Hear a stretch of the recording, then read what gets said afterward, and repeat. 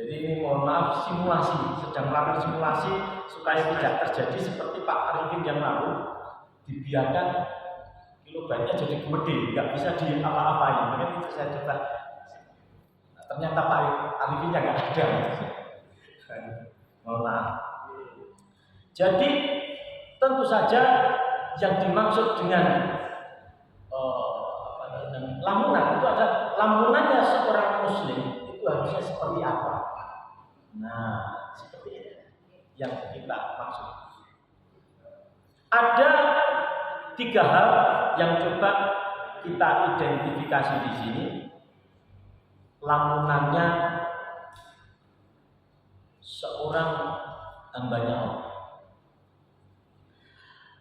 Lamunannya adalah, kalau boleh saya katakan, full amantu billah fastaqim. Yang pertama, ada sahabat Rasul yang bernama Abu Amroh Sufyan bin Abdillah. Satu saat beliau datang ke baginda Rasul. Ya Rasul, coba berilah saya satu kalimat. Berilah saya satu kalimat, dan setelah itu saya tidak akan bertanya-tanya lagi. Coba berilah saya satu kalimat tentang Islam. Nah, setelah itu saya tidak bertanya-tanya lagi. Sebab dalam pemahaman kita, di masyarakat kita, biasanya wong nek tukang takon terus, sing ditakoni kan mantul. Padahal Rasul sebenarnya tidak. Wis takono sembarang tak jawab. Tapi beliau ini Abu Amroh Sufyan bin Abdillah katakan, ya Rasul, berilah saya satu kalimat tentang Islam. Setelah itu saya tidak akan bertanya lagi. Akhirnya dijawab oleh baginda Rasul. Jadi Rasul bilang itu tadi, kul, katakan, amantu billah semesta. Berimanlah kepada Allah dan beristiqomahlah dengan iman tersebut. Beriman kepada Allah dan istiqomah. Istiqomah itu apa ya? Konsisten, terus menerus ya. Nah, terus sama gitu. Misalnya orang jual kopi, manis pahitnya sekian kadarnya. Besok orang beli, ya sekian terus. Jangan hari ini begini, besok rasanya kok beda rasanya. Nah, itu namanya konsisten. Pun demikian dengan iman di sini. Aman bila semesta, beriman kepada Allah dengan istiqomah. Dengan istiqomah. Terus coba hal yang seperti ini kalau kita cermati, kita ketahui dari Pak ini tadi, Abu Amroh Sufyan bin Abdillah ini tadi ya. Tentu kita akhirnya berpikir seperti yang dipikirkan oleh Abu Amroh. Dia cuma katakan berimannya pada Allah. Tapi ternyata iman ini deretannya panjang, di bawah, di belakangnya itu banyak sekali. Itu beriman. Mau bekerja harus tetap beriman. Berteman, berkawan harus tetap beriman. Nah, akhirnya harus terjaga terus. Tapi dia sudah janji sejak itu ya tidak akan tanya lagi. Nah, akhirnya apa? Yang dibawa kemana-mana iman. Bekalnya apa? Iman. Kemana-mana iman. Nah, seperti itu. Alhamdulillah. Yang kedua, ini saya kutip dari hadis riwayat At-Tabari yang sering kita kenal, yang sering kita dengar, yaitu khairun nas anfa'uhum linnas.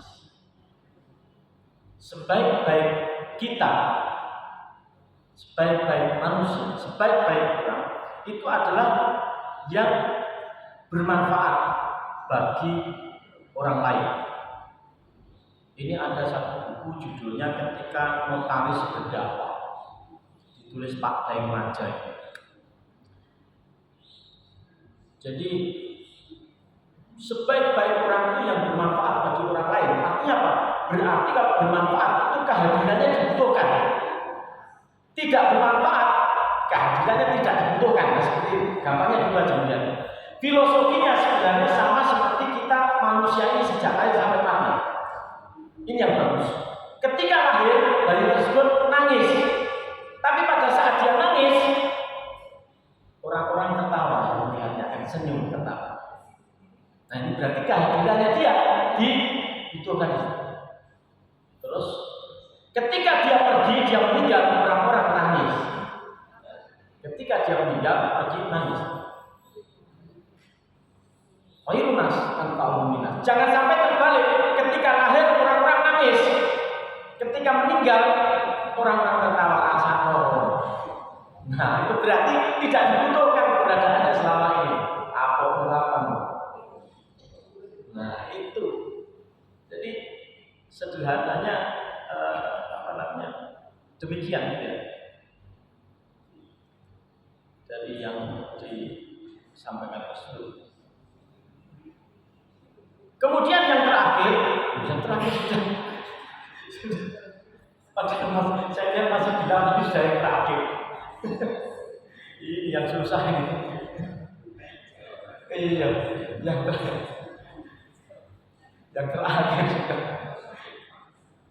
Yang terakhir itu adalah man lam yaskulinas lam yaskulillah.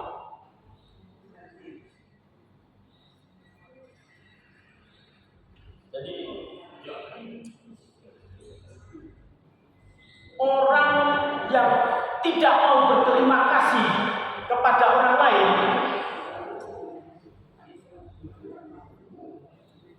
nah ini padahal kopinya aja berbeda. Sudah yang terakhir. Sudah yang terakhir.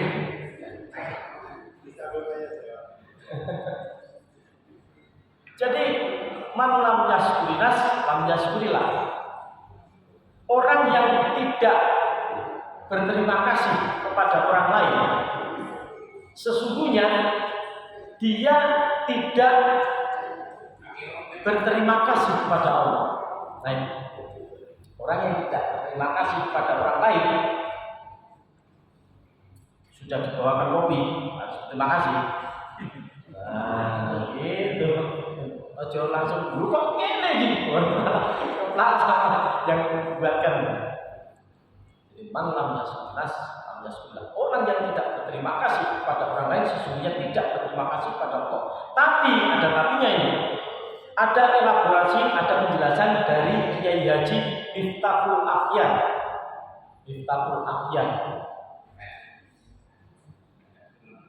Ini beliau pernah jadi Roh Islam ya, di Nahdlatul Ulama. Di istilahnya itu di breakdown sama Kiai Haji Miftahul Afyan pemahaman tersebut. Bahwa orang yang tidak mensyukuri hal-hal yang kecil, maka dia tidak mensyukuri hal-hal yang besar. Nah, jadi di breakdownnya seperti itu pemahaman ini. Jadi hal sekecil apapun dipesankan oleh beliau kudu disyukuri. Meskipun kelewatan kopi, syukuri ya. Nah, itu kelewatan. Nah, kalau tiba-tiba kelewatan gini terus saya sudah bilang Assalamualaikum warahmatullahi wabarakatuh, dengan demikian saya tidak ulang.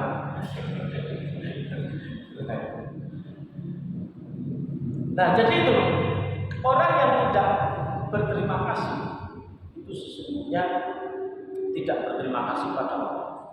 Dan orang yang tidak mensyukuri hal-hal yang kecil itu berarti dia tidak mensyukuri hal-hal yang besar. Untuk memperpanjang waktu, nah itu mengolor waktu ini. Saya ingat-ingat lupa, nanti mungkin bisa disesuaikan lagi. Jadi ada diceritakan oleh seorang yang tentu saja soleh dia, namanya Abu Ibrahim. Seingat saya itu kalau salah. Beliau berkata, ceritakan bahwa satu saat orang tersebut berjalan di gurun pasir. Gurun pasir apa padang pasir ya sebenarnya? Tahu nggak? Gurun pasir. Makanya peteng pasir itu padang pasir.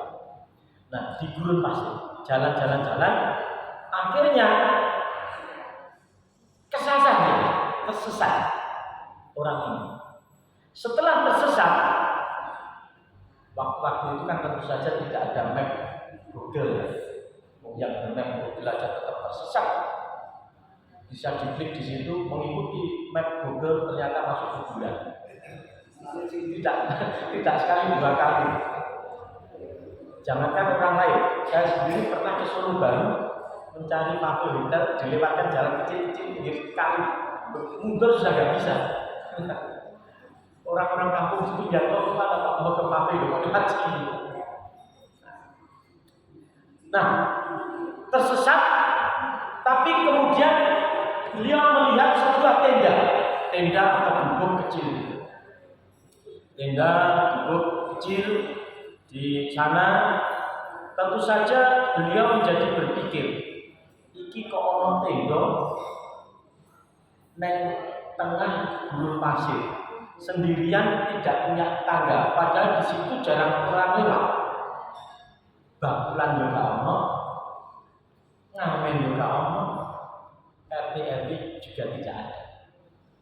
Akhirnya orang tersebut coba, namanya orang tersesat ya kan, mendekati gubuk itu, mendekati tenda itu, sambil dia berpikir, dilihat, iya. Ternyata akhirnya dia mendengar ada suara di dalam. Ada suara di dalam. Suaranya itu berkali-kali mengucapkan kalimat yang sama. Segala puji bagi Allah yang telah melebihkan diriku di atas orang-orang beriman lainnya. Wah, luar biasa kan?